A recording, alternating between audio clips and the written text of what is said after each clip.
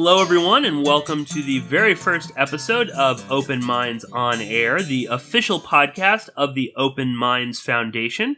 I am your host, Pearse Redmond, and I am joined on the line by my co-host and friend, Jon Atack, who is a part of the review board of the Open Minds Foundation. He is the chairperson of the review board and is also the managing editor of Open Minds. And joining me also on the line is Yuval Laor, who is on the review board research coordinator for Open Minds Foundation. And lots to discuss for this very first episode. But first and foremost, Jon and Yuval, thank you so much for joining me. And how are you both doing? Doing very good. Very well, thank you. It's good to talk again, Pearse. Yes, it is. Yeah, and it's good that we've finally gotten some of the Skype kinks out of the way, knock on wood. We've already had a few hiccups along the way, but it's always good to get that out of the way, the very first episode, because then it's just smooth sailing from then on. And I guess maybe I will start, but because I'll probably be the newest person for many people. But as I said, I'm Pearse Redmond. I'm a radio host and a writer here in New York City. My show is Porkins Policy Radio, and you can find that every Tuesday from 3 to 5 Eastern on American Freedom Radio. I also run a website, Porkins Policy Review, where you can find all of the podcasts that I do, all of the media appearances, some of my writing, although nothing too new on the writing front right now.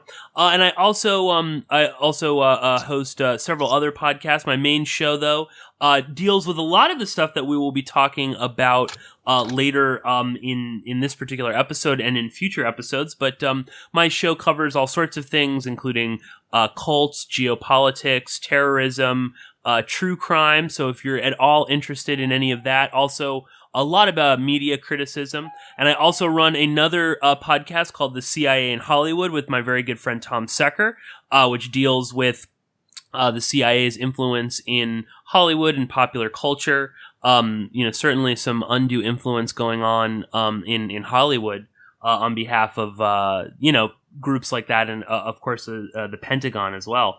And I also do a strictly geopolitics show with my friend Christoph Gehrman called Porkins Great Game.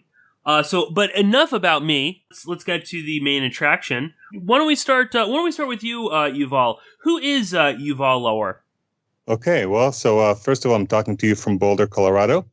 I wrote a PhD on the evolution of the human capacity for fervor, or zeal, if you want to call it, as well as the human capacity to undergo sudden conversion and the strange emotion that we call awe.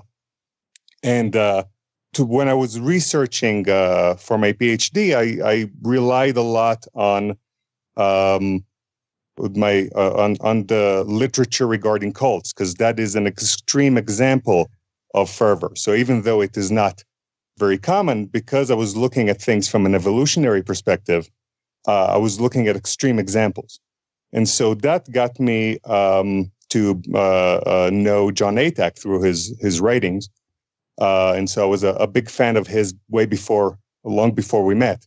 And I was in awe from his celebrity when I met him in Toronto. Yeah, as everybody is. So true.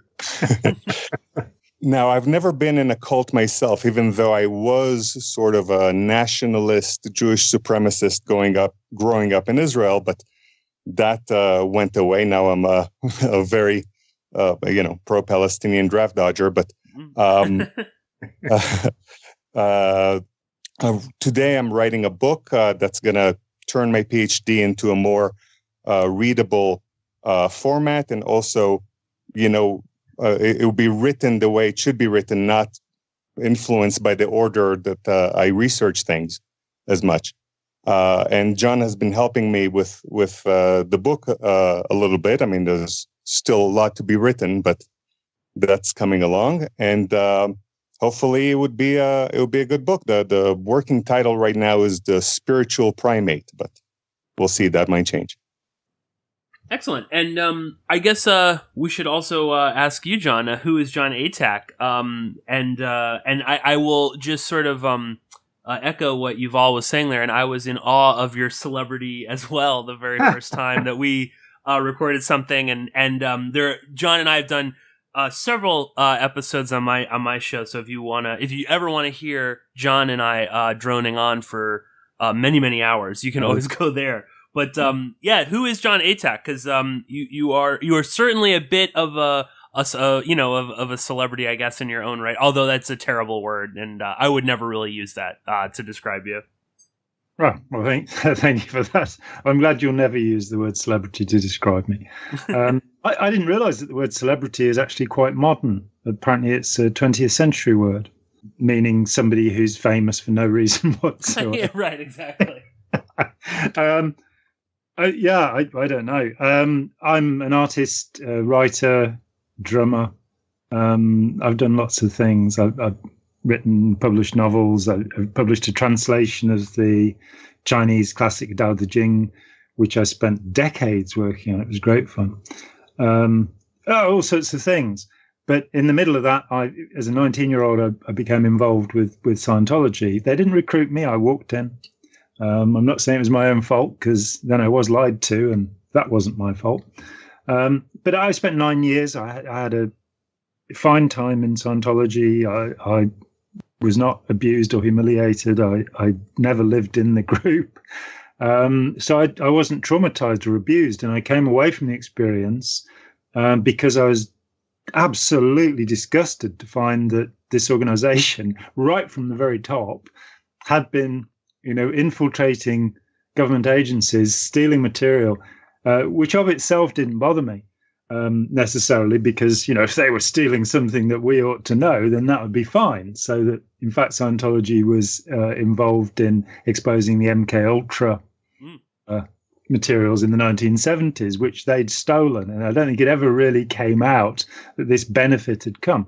But they were also committing burglary, breaking and entering, kidnapping, false imprisonment. And 11 Scientologists pleaded guilty, including the founder, Ron Hubbard's wife, Mary Sue.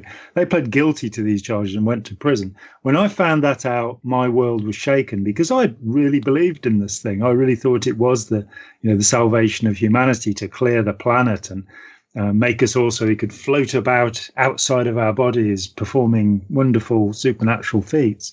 I'm not sure quite how I came to believe that. It certainly wasn't the kind of thing I was into when I got into it. I was in a fairly strict form of Zen Buddhism where, it's called Gedo Zen, anything miraculous or magical. So I don't know how they got me with that. But I came out fit, I'd been messed with, and there were some funny things going on, but I didn't feel I'd been brainwashed. And I stood up and I started speaking out against it. And then I realized that nobody did that, that however many people left, standing up and speaking out against them, it just wasn't happening. There were a lot of people leaving at that time because we believed that Hubbard had gone and, somebody had taken Scientology over.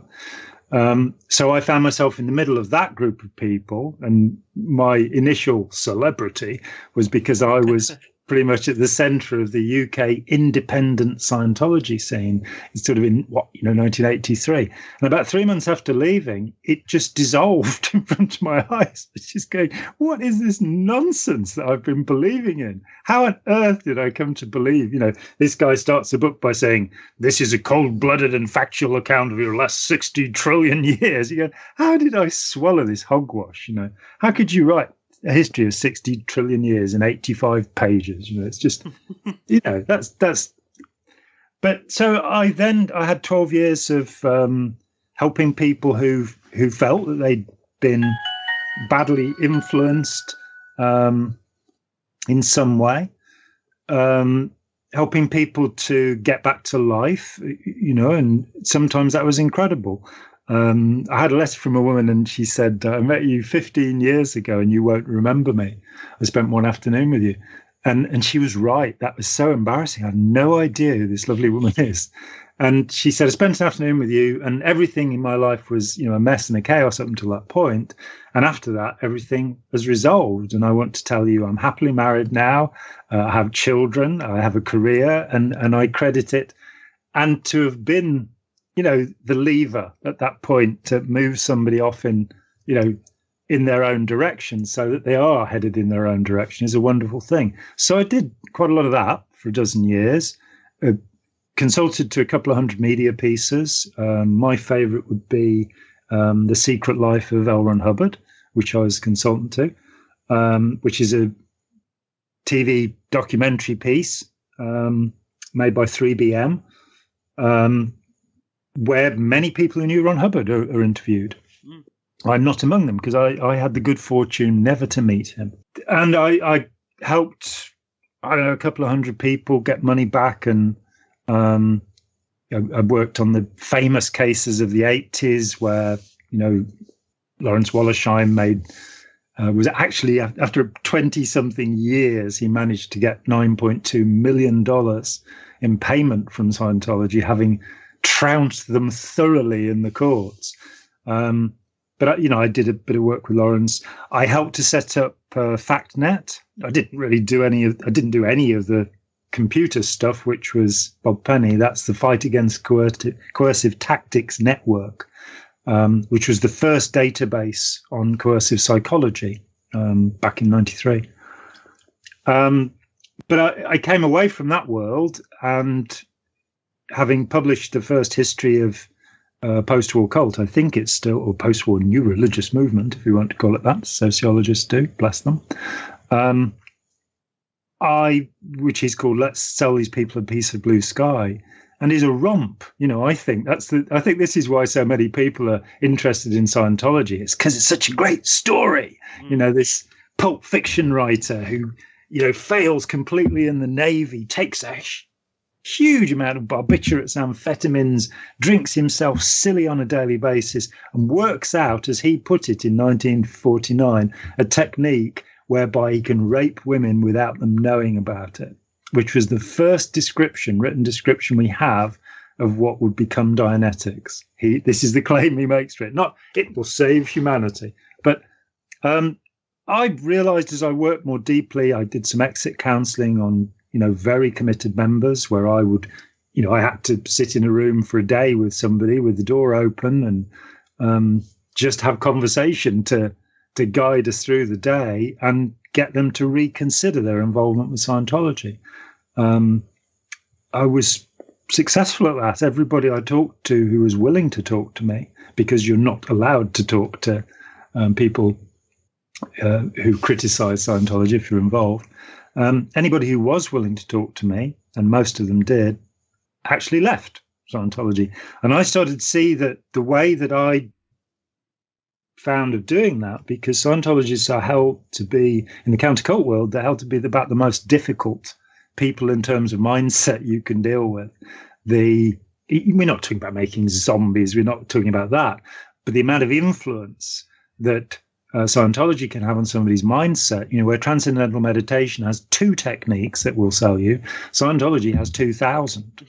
Right. And it's not just a therapy, it's a religion. It's not just a religion, it's a business technique. It's a selling method, it's a marketing method, it's a public relations, it's a human ethics. There is nothing. This guy's disorder was so intense that, pretty much like Sigmund Freud, he had to try and classify the whole world into his system, which, as the system doesn't work, gives you a catastrophic and incredibly complex view of the world, which, as I say, it's a romp. When you look at the story of Hubbard and what he did, they're already making films about it. The Master was one of the first.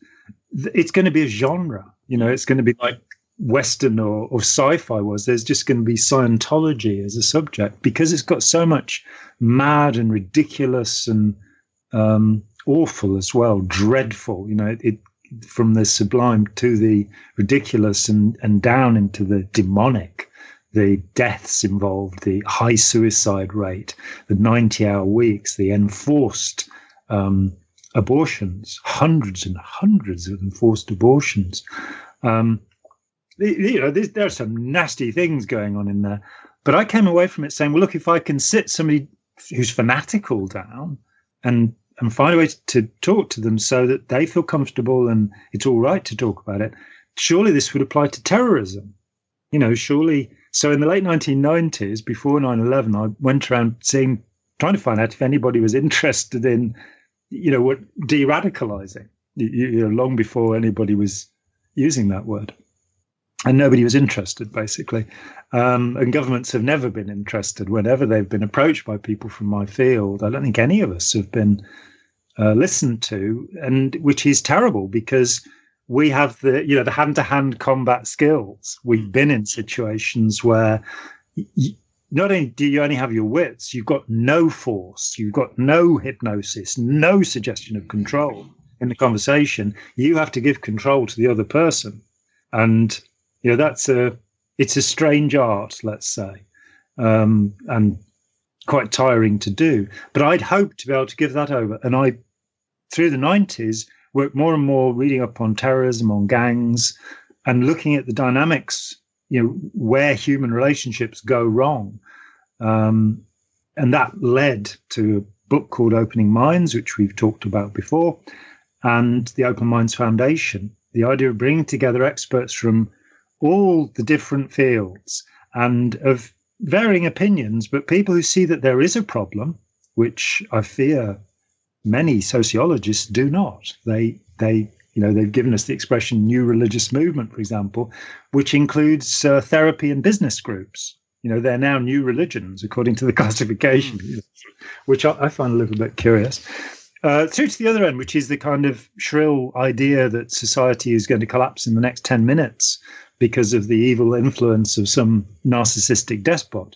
Though, of course, if you gave nuclear weapons to a narcissistic despot, the world could end in the next 10 minutes. But let's not pursue that thought. Let's not go with that. There's nothing I can do about that. I saw that there was a commonality of behavior because human behavior is human behavior. When you're conned, you're conned.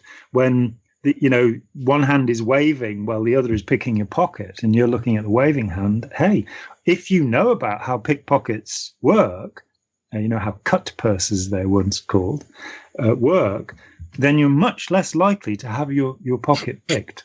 You really are. And that's, a founding notion that what we want to do is to safeguard society from manipulation and predatory influence. There's our slogan, one of our slogans, by simply showing people how it works. And, it's like if you've seen somebody ride a bike and tried a bike out, then you can get to know how to ride a bike. Nobody just climbs on a bike and rides, or nobody, it's something you learn. And the same's true about predatory people, their behavior, and the behavior they teach to others to get us to hand our money and our souls over to them.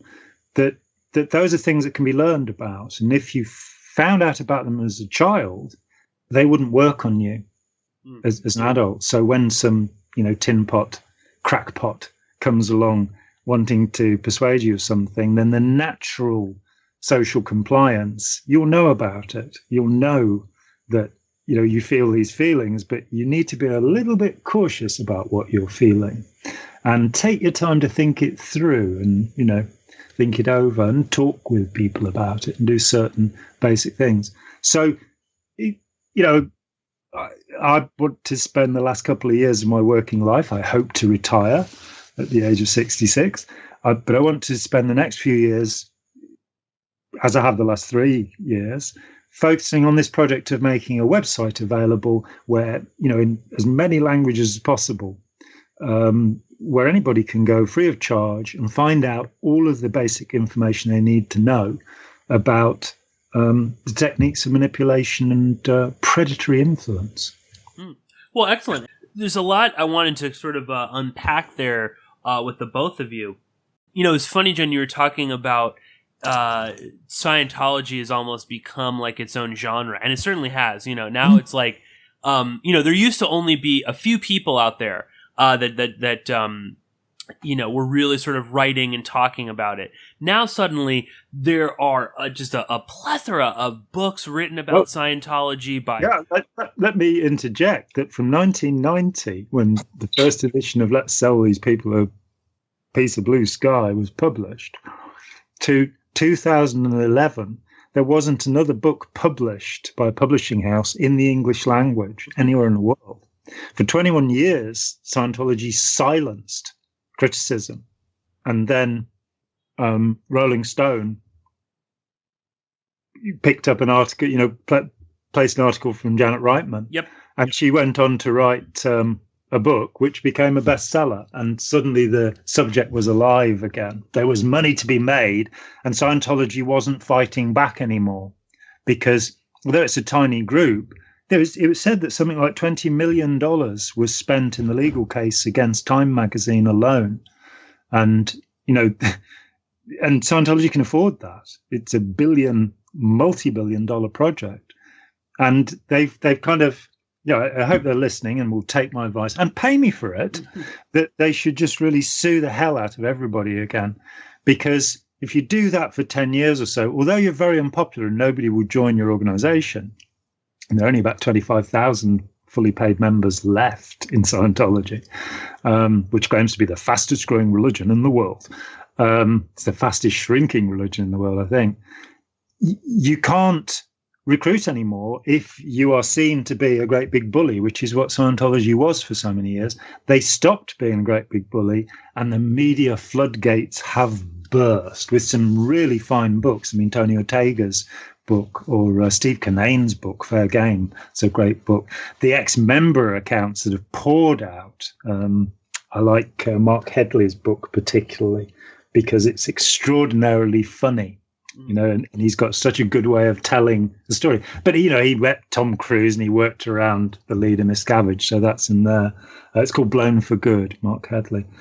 But, that's one of 30 or 40 ex-member books that have come out in the last 5 years, Oh, and there's podcasts, there's mainstream television shows. And I guess it's sort of, there's something that's sort of striking about that, and then I'll throw it to you guys to kind of flesh this out. But there's also this, you were talking, Jon, before you were talking about, people want to know about Scientology because it's so the sort of the tawdry details. Hubbard as this drug addict, pulp fiction writer who goes on to create this $1 billion a year cult business group, intelligence organization, there's sort of this like fetishizing of cults that I think we're seeing more and more in the media. Suddenly there's a real, what was maybe perhaps a bit of a niche market has now sort of become a much larger market in terms of documentaries about cult groups, books, movies. People seem kind of fascinated, but in a lot of ways, I think that has also not only sort of diminished the term cult, and sort of making it almost irrelevant, but it also kind of takes away from the fact that undue influence or just simply the manipulation of people is an everyday occurrence. And that is something that the Open Minds Foundation is very committed to fighting or at least making people aware of so that they can kind of build up their own defenses. And while these large groups, or, small, like Scientology or the Moonies or political organizations, or totalitarian governments, or gangs or terrorist groups. I mean, this might seem sort of almost sort of like far-fetched or too big an idea. When you kind of break it down, manipulation is happening all the time. And certainly a big part of this is just the human predator. And Yuval, maybe I'll throw it to you first, but I mean, explain a little bit about what the human predator is, because whether it's a large cult operating or a small abusive family relationship, with it could be you and your boyfriend or your girlfriend. I mean, it could be two people. The human predator is sort of omnipresent with all of that. And that is sort of the heart of it. And is sort of like the catalyst for all of these groups. So I don't know, Yuval, kind of maybe flesh out this idea of the human predator, and then I'll throw it to you, Jon.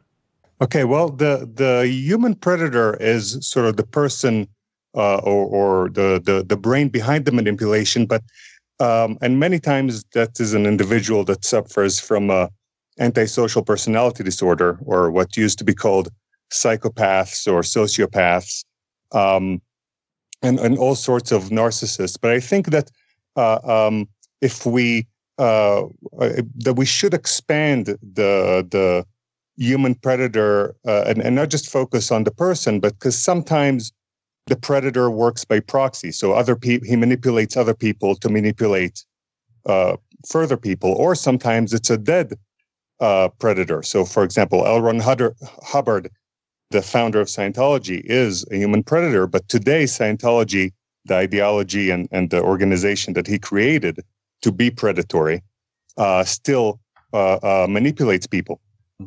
And so sometimes the person you're speaking to who will be manipulating you is not himself a sociopath, a psychopath.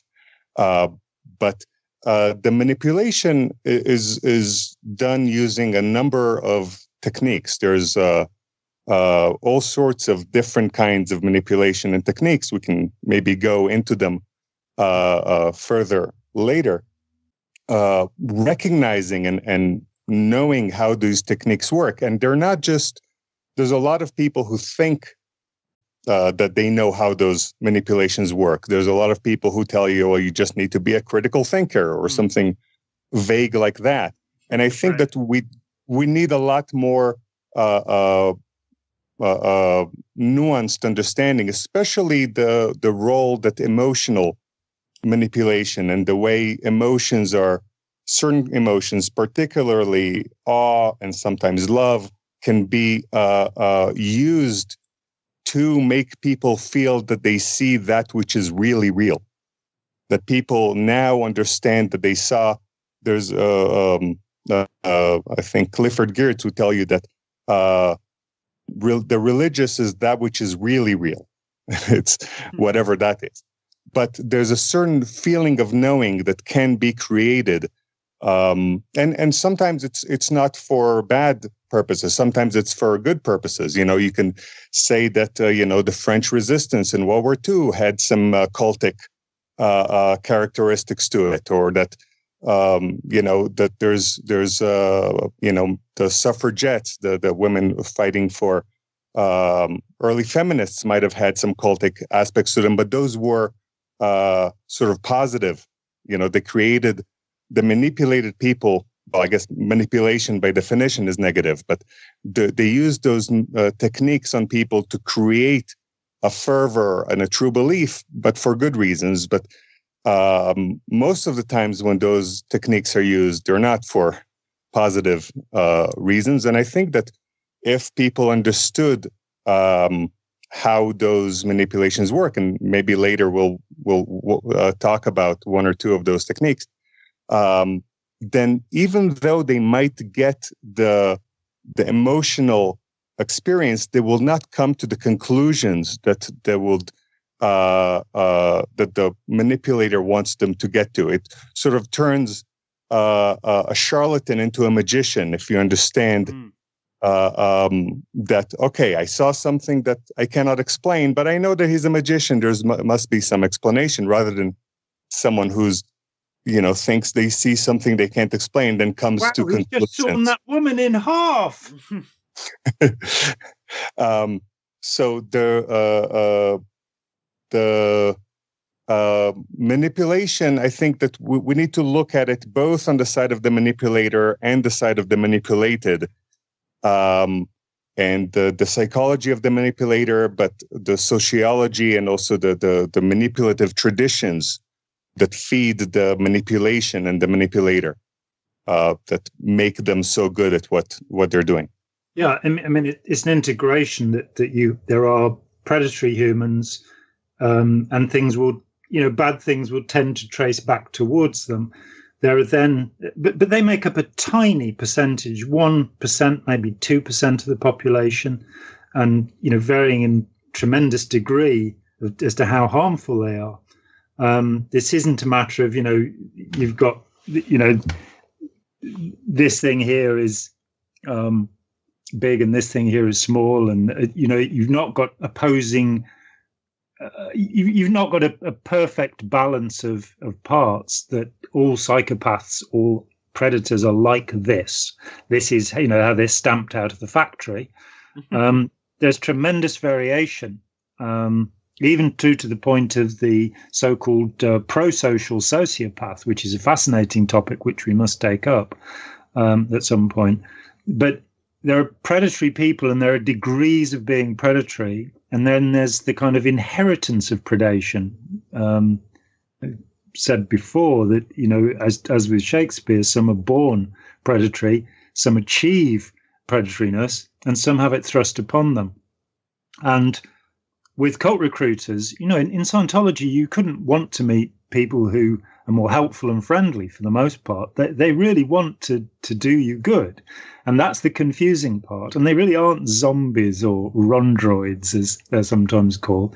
They're people. They're people expressing themselves through what they believe, what they truly believe, and they're trying to do good. The techniques they're using, however, are predatory. The techniques they're using, so in recruitment, Scientologists, you're taught to find somebody's ruin, find out what's messing their life up completely and get them to dwell upon it so that you can then drag them in. I as a Scientologist, I found this so odious that I never did it. I did the training to do it, but I never once, and again, you're being as good as you can within the context of your own thinking. So I didn't then think, well, who on earth would try and sell things this way? And it's so often the case that really well-meaning people are actually using deliberate, seductive, or seductive techniques or techniques of recruitment. And that's the one side. And the other side is why we respond to it, as Yuval is saying, that the feelings of knowing, the sense of certainty, the noetic sense that, I know that, this feels so right. This is true. And how easy it is to actually induce these feelings in somebody. And once you realize that such feelings can be induced, it gives you, you can still feel, you can still go to the gig and feel that wonderful sense of a crowd and being lifted above yourself. And that's great. But you won't go away thinking that, the grime artist you've just seen is an incarnation of the Buddha. The awe manipulation won't happen, and the awe of itself, as Yuval said, awe and fervor can be used very positively. There was a piece on research into awe. It's finally become acceptable to admit that this emotion exists, and now we can research it. It's only been happening very recently because it's been assigned to the kind of spiritual wacky stuff field for a long time in psychology. So New Scientist did a piece, a feature piece on awe and the benefits of awe. That you feel healthier. You're not as anxious. When you feel this and the fervor for something, you've got your cause and you can bang on about saving the whales or something, whatever it is. I fervently do believe in saving the whales. They're wonderful creatures, and the Japanese should stop bloody eating them. It's just wrong. And Norwegians. And the Norwegians, the Japanese should stop eating the Norwegians too.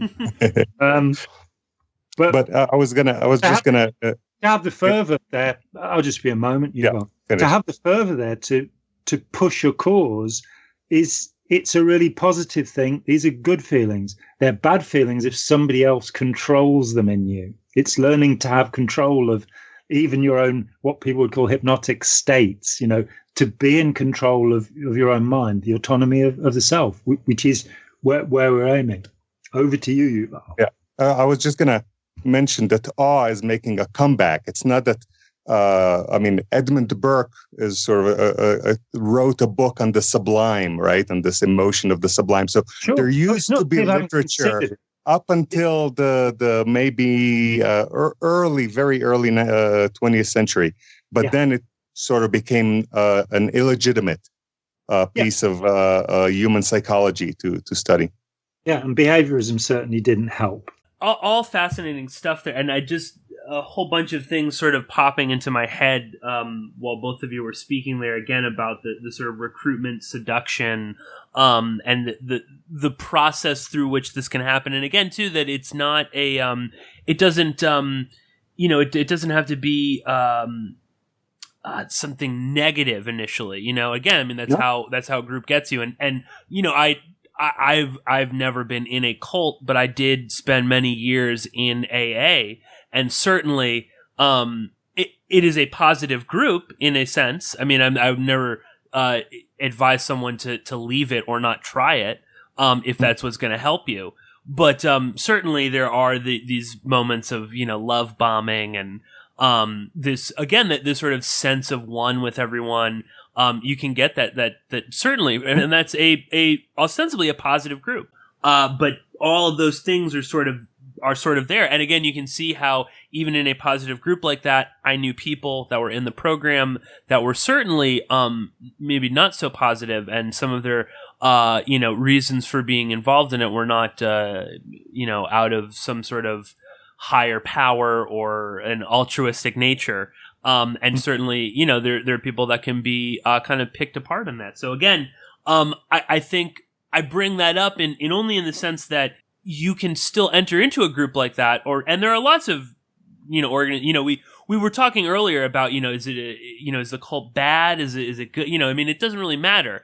If a group is hurting people, then it's a negative thing. It's a destructive organization. And putting out some kind of linguistic expression for it doesn't really help. But one of the principles of manipulation is the words we use, that we are manipulated by purr words and by snarl words, democracy, appeasement. A perfectly decent word, appeasement, to appease another person is a good thing to do. But politically, it means Neville Chamberlain, 1938. It doesn't mean to negotiate a settlement, which is what it actually means. It's got all of that. We wouldn't have appeased them. What does that mean? We wouldn't have talked to them. You know, we would have come out shooting. That a word takes on a life of its own, and then we see that with all of us, when we describe the things we approve of and disapprove of, we will tag them with the proper adjectives, you know, to make sure that people understand that, you know, we wouldn't vote for this person, but we might vote for that person, or, you know, whatever the belief is, our religious belief. Everything we do is tinged by the context of our culture, of the, you know, what we consider to be important. And what happens in society is you have a society that exalts predation, and always has. Hunting has always been important to human beings because, hey, we wouldn't have come this far if we hadn't done some of it along the way. And hunting other people is a part of normal human society. This has been going on since, you know, certainly for thousands of years now. Human beings have hunted one another. And it's probably not a good idea. We're coming to a point where we ought to grow up a bit, you know, and get beyond that and stop fighting wars and, you know, harming other people, and have a care for other human beings and for human life and the sanctity of human life, rather than the predation, rather than the, you know, competitive, non-collaborative world. A world which allows all sorts of strange practices where human beings are damaged for purposes of entertainment, for example. When you look at the suffering of certain dancers, ballet dancers particularly, or of certain sports people, that they're pushed into sacrificing themselves physically. You know, by the time they're in their 40s, they will be crippled, many of these people. They may be brain damaged from what they've done. And this has been, you know, to a cheering auditorium, you know, because of the beauty of what they did, or, you know, the power it gave to us. We live within a culture. We live within a set of values, each one of us. We look down upon people who don't have our, you know, elevated values, and we look up to people who exemplify our elevated values, or so we believe. But all of that is, we are so easily influenced because of that. Somebody who knows your language, who knows your culture, can get inside you, and the most, you know, non-gullible, invulnerable person can be brought to do things that are awful. I mean, Derren Brown, Netflix now they're calling it The Push. It was called Push to the Edge when it was shown last year in the UK, where in 4 hours he takes somebody and he doesn't even meet them during the process. And within 4 hours, they go from mislabeling a sausage roll as a vegetarian delicacy to pushing somebody off a roof with no hypnosis, with no brainwashing, through social compliance techniques, and seeing that some people are that vulnerable, and that we're all just in some way vulnerable. There's a kind of scale of predation, and if we understand what the worst of predators look like, what their enablers look like, the recruiters who work for them, the kind of things they do and say becomes very important. If I'd known about the kind of bragging, boastful nature that it accompanies exhibitionists as well, and salespeople, and I'm not saying that they're necessarily predators, but with somebody who is trying to sell you something, when they're saying, they're telling you just how wonderful they are. When I got into Scientology and read the line that Dianetics, his first name for it, there's a race between, history is a race between Dianetics and atomic war, I would have realized that I needed to be careful. Listening to somebody who was bragging that hard, I needed to be careful. And I wasn't. And if I'd then seen his, astonishing boasts, I mean, my favorite is that his were the only developments in the fields of the mind or spirit in 50,000 years, which it's always left me wondering, what was it? Did somebody use the word ugh 50,000 years ago? Or was it fire? What's he thinking about? But when somebody has a tremendous self-conceit, they probably don't mean you any good. Yeah. Oh, no. Yeah. And jump in, Yuval. Yeah, I wanted to add, earlier we mentioned about the sort of manipulation into positive behavior, even though that might not be correct with the term manipulation.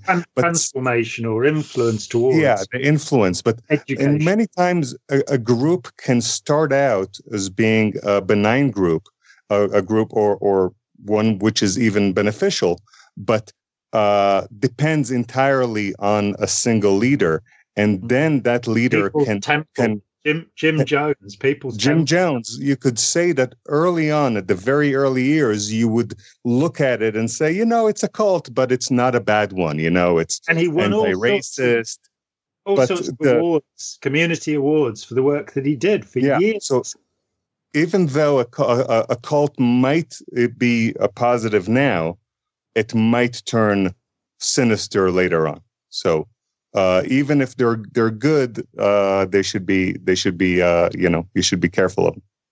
Oh, sorry. Well, I mean, and all it really takes is one committed person, one human predator to exploit everyone around him, or to exploit followers' beliefs in something. And certainly, I think that Jim Jones, although I don't know, I feel like Jones was probably always sort of going to go in that direction. But certainly on the face of it, the People's Temple was it was a positive sort of organization. And I think you see that with a lot of groups that always, I mean, again, in all high control groups, things like that will always sort of portray themselves as benign. And, again, like, I work very near a Hare Krishna center, and so I see Hare Krishna all the time. And they're never really, you'd never think of them as evil. You'd never think of them as bad people, And again, you can go there they do like a huge, I think it's every Saturday or something. They do a huge dinner that's free for anybody, but obviously there is a little bit more at stake. And, John, as you've always said, there's no such thing as a free personality test. Exactly.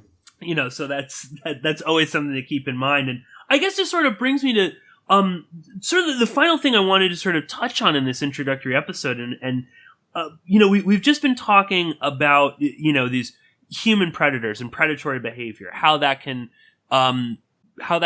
manipulate someone, how that can control someone's life, how that can ultimately lead to some, death in many cases. Yeah. We were talking about recruitment, seduction, how these groups can kind of operate. But let's because I guess you can look at this or listen to this rather and think it's all sort of kind of doom and gloom. But while that can kind of pop into your head, of course, that's never going to really get you anywhere if you're only thinking about the negative and all this stuff. I think that we need to, again, what Open Minds is hoping to do is to sort of raise people's awareness of all of this.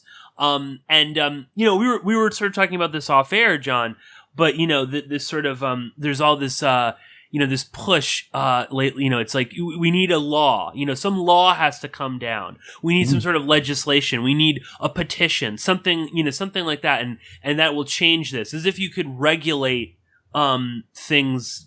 I mean, of course, you can regulate some predatory behavior, and certainly it should be. Oh. But what is the law for other than to regulate predatory behavior? Right, exactly. But I think there's also a lot that we need to do for ourselves as individuals, and a big thing is having healthy skepticism. Another thing that you can find readily available at the Open Minds website, which is openmindsfoundation.org, which I think I forgot to mention at the beginning, is intelligent disobedience is an idea. And I guess I kind of want to throw that to the both of you, because there does seem to be a distinct lack of a lot of this in society. I would say particularly maybe in like Western society, there just seems to be this like complete sort of like nobody can think for themselves anymore. Nobody challenges anything, or they'll only challenge it to just sort of be like a jerk about it. You know what I mean? It's like you'll say something online and someone immediately has to challenge, but they're not really challenging it. They're just being a jerk. So I don't know. I throw that to the two of you. I mean, in terms of how we can kind of combat this and set up some sort of defense mechanisms. Yeah. Well, the first Go thing ahead. you mentioned. Thank you. You mentioned Ira Chalef's work, Intelligent Disobedience. And he has a little video up, which if you put blink, think, choice, voice into your search engine, which I hope is DuckDuckGo and not Google, because it doesn't steal your information and sell it to people. So we're told. Blink, think, choice, voice. You get a little video that's 4 or 5 year olds, which I think is just so brilliant. I love Ira. He's just such a brilliant guy. And there it's basically saying, look, some adult says something to you that doesn't sound right, blink. And while you're blinking, think about what you're going to do. And now you make a choice. Are you going to express yourself or not? And you voice what you've decided, which is, I don't understand that, or that doesn't sound right to me, or could you explain that? And I think we've, as a culture, East and West alike, in the East, in many ways worse than the West, obedience has become, it's as if people don't do as they're told, then the world's going to, and obedience forwards traditions. If you look at the Egyptian culture that lasted for, a couple of thousand years there, that's because they didn't change anything. They just kept doing the same stuff over and over again in the same way. And then you look at the culture that came out of Arabia and brought, science and philosophy back into the Western world. And then the scientific revolution, this incredible gush of understanding and predation that we're capable of through tradition and through not having any disobedience. You can perpetuate a culture forever. But what we want is some disobedience from the start. Why shouldn't kids be going, no, that doesn't make sense to me? Which is certainly how I spent most of my childhood. The peculiar conflict between the Christian idea where Jesus says, he who would follow me must give everything he owns to the poor. That's what I'm being told in the one class. And the rest of the time, I'm being told to get as rich as possible. That's the main aim of humanity, is to be as rich as possible, to be as influential, as powerful as possible, And it confused me. It absolutely confused me that these simple rules, which we were meant to be living by, weren't the rules that we were living by at all. That we were living, in a different world. Which I think we can make something different by saying, wow, let's teach people to disagree agreeably, not to argue, not to fight, not to beat each other up, but to discuss, to debate respectfully, and put forward new ideas and different ideas. And I think I'm incredibly optimistic about what's happening in the world at the moment, because if you look at the history of the 19th century and then you look at the history of the 20th century and what happened, there are a lot of things that happen there, like sending 4-year-olds up chimneys to clean them or down mines to pull coal trucks, that don't happen anymore. The last few years, seeing at last this outcry about pedophilia all over the world, people saying our institutions have permitted this, that, you know, we need to change this. Now the Harvey Weinstein revolution, where women are speaking out and saying, you know, this is harassive, this behavior, and that there is a sense of human importance. In Victorian Britain, the Britain that Charles Dickens wrote about, you could buy an 8-year-old girl from her mother for a bottle of gin, and there was no law prohibiting you from doing anything at all with her. There was no age of consent. Any protection would be removed. That's freedom. Yeah, as some would call it. I mean, we do here today. It's said, I think, that our the amount of slaves in Britain has gone up by 300% in 5 years. But whether that's because reporting is better, and of course there are still, the UN reckons, 35 million slaves in the world, 13 million of them in India. If you're thinking about whether, you know, not sanctioning goods from a country that practices apartheid, as we did with South Africa, or I did for many years, for over 20 years, that there's a country that has 13 million slaves that we're trading with, most of the world. Just wanted to put in a word for Modi's people there. But while that's true and that's awful and it's happening, but the condition of those slaves is not as bad as the conditions and the plantations in the West Indies and the Americas. I don't think anything has ever been as bad as that, other than, you know, maybe Auschwitz. And I think there's been a movement. There's been a movement against the standards business in schools, you know, doing SATs all the time and not actually being competent to do anything other than pass tests by the time you get to university. That thousands of schools have broken away from that and are concerned to teach real skills. If you then put a curriculum that says, well, this is intelligent disobedience, this is courageous followership, another of Ira's gifts to the world, you know, this is how to be a good follower, how to keep your leader in check. If you add to that the work that Yuval and others have done on emotions, on heightened emotions, on awe and fervor, and this sense of certainty that makes us commit. If you look at how relationships form, attachment theory, which is the simplest thing in the world, you know, you have a secure, supportive attachment towards or from somebody, you have a dismissive, you know, a put down attachment, or you have an avoidant, I'm leaving the room attachment, or you have a disorganized attachment where the person who's meant to be the secure person you're relying on actually is kind of going, oh, come over here, I love you, smack, which is a relationship you get with a cult leader, of course, you know, that they're the fount of support and comfort for you and your persecutor. But there are only those 4 basic ways of attaching to people. And if we teach kids about that, so they recognize, you know, a relationship with somebody who's toxic and abusive, and why would we want to be, you know, why would we want to submit to these relationships, which is a discussion for a later day. But when you put together that whole package, if you put that out to kids, which is very much our intention to make our material available from ages, you know, 5 upwards,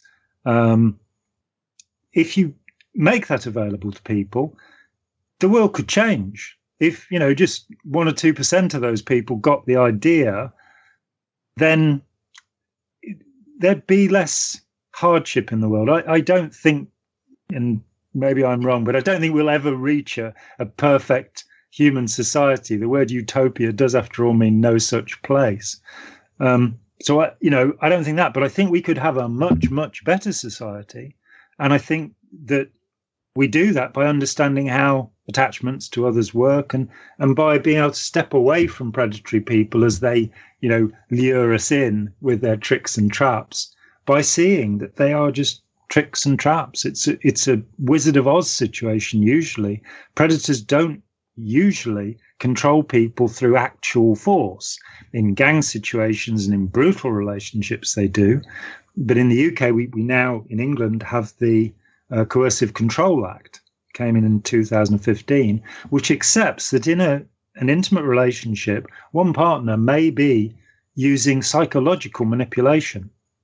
There may or may not be any threat of violence, but somebody can become completely overwhelmed by another person and dependent upon them. We have ways of doing something about that, of recognizing that in society, and we want to share them and bring people to us, who also have ways of doing this. We're not in competition with anybody. With Ira is not a member of Open Minds, but we promote his work at every possible chance because it's good for people, and we don't need any reason beyond that, fortunately. So let me add to that. I mean, I'm happy for the optimism, and I'm maybe a little optimistic myself, but in Israel there was a few decades ago an attempt to pass a law to combat cults, and there was a big committee that tried to do a review of cultic behavior in Israel, and to try to pass a law that will fight this kind of manipulation. But when it came to passing the law, there was a problem. They were unable to distinguish between regular cults and Jewish cults. Mm-hmm. And the Orthodox religious Jewish lawmakers would not pass a law that would also fight some of the Jewish cults that exist, and so the whole thing, was thrown out. The law was never passed, and I think that sometimes, if we make it clear enough that the manipulation that a group that, for example, Cambridge Analytica, or the owner of it was previously the owner of one of the multi-level marketing, which is sometimes called prosperity cult. Yeah. So if you try to fight the really powerful, or if they figure out that when we talk about cults, that includes manipulation that very strong people are using, it might not be as easy to get it into educational, curricula. No, and it hasn't been. I mean, looking at the political campaign of New Labour in 1996-97, as somebody who'd been observing the cult world for 15 years by then, I was horrified at their use of tactics and techniques, which they claimed they'd learned from the Clinton campaign. Philip Gould, their spin doctor.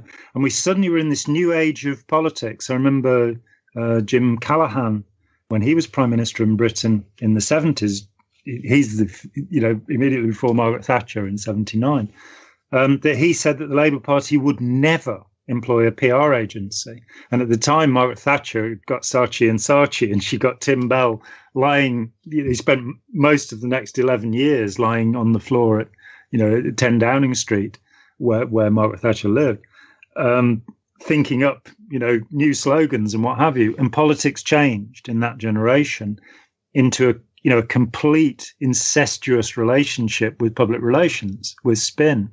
And despite the death of spin having been announced some years ago, I'm afraid, like the death of history, it hasn't actually made it into the real world, if anything, it's only become, I think it's only increased. Literally everything is spin now. I mean, you have politicians across the board, saying something, and then immediately spinning what they say. I didn't really say that, and I mean, Yeah. almost like on this sort of like, gaslighting their constituency and the people that are voting for them. No, that didn't happen. It's all, everything is fake news. Just There are alternative facts. Yeah, exactly. Oh, yeah, and well, I think Alternative to fact. yeah, I think this is a good place to maybe leave it for this introductory episode. But Okay. I just want to thank both Yuval Laor and Jon Atack for joining me for this first episode. If you've enjoyed what you've heard here, we're going to be covering all of this and in much more depth throughout this whole series, and we're going to be covering a lot of other topics that we couldn't even begin to talk about or touch on here. But very excited for all of this, and hopefully, we can continue with this sort of optimism that we're ending on here, which I think is great, because there's so much doom and gloom out there. It's good to have a little bit of optimism, as much as you can.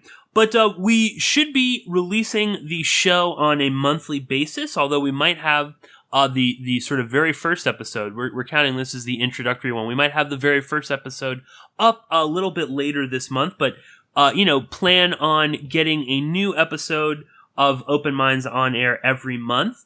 We should be up and running very soon with iTunes and a bunch of other podcatchers, TuneIn, Stitcher, things like that.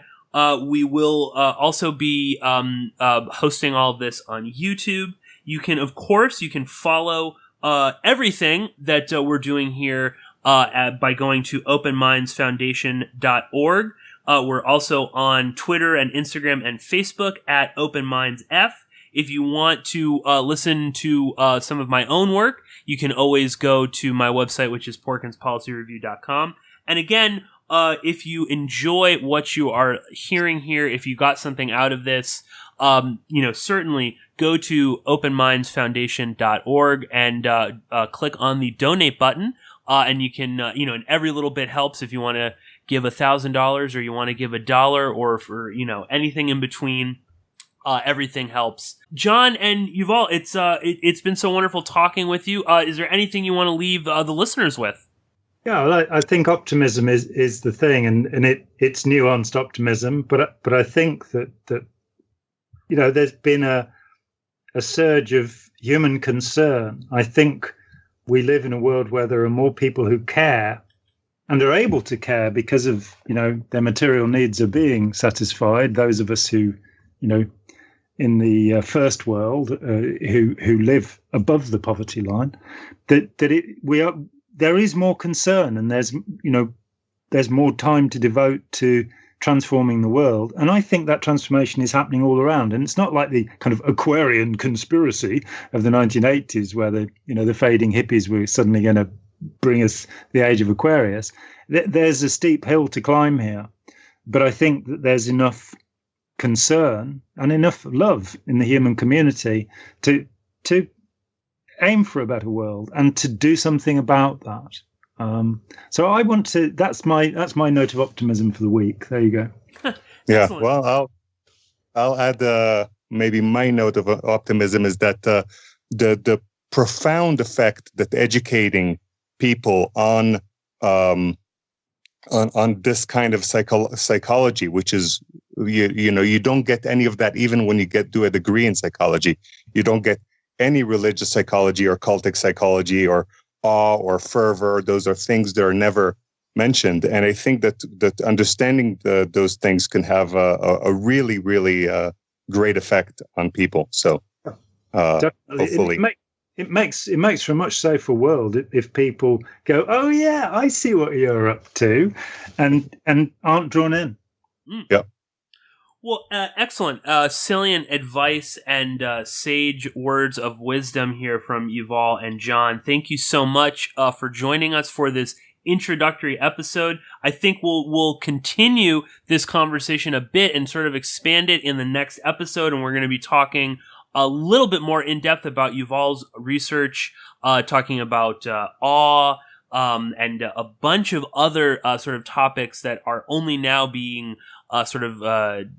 probed in more detail. But I think we are going to leave the episode here for today. So once again, thank you all so much for listening. And I just want to briefly give a big shout out and thank you to Spike Robinson, who did tremendous work behind the scenes, helping me to get this podcast together. Spike wrote the theme music for Open Minds on Air, and without Spike, I would not have been able to get all of this done. And so thank you so much, Spike, for everything that you did, helping me get the show together. And hopefully we will actually have Spike on the show very soon to talk about her own experiences and much more. So until then, we will be talking to you all very soon.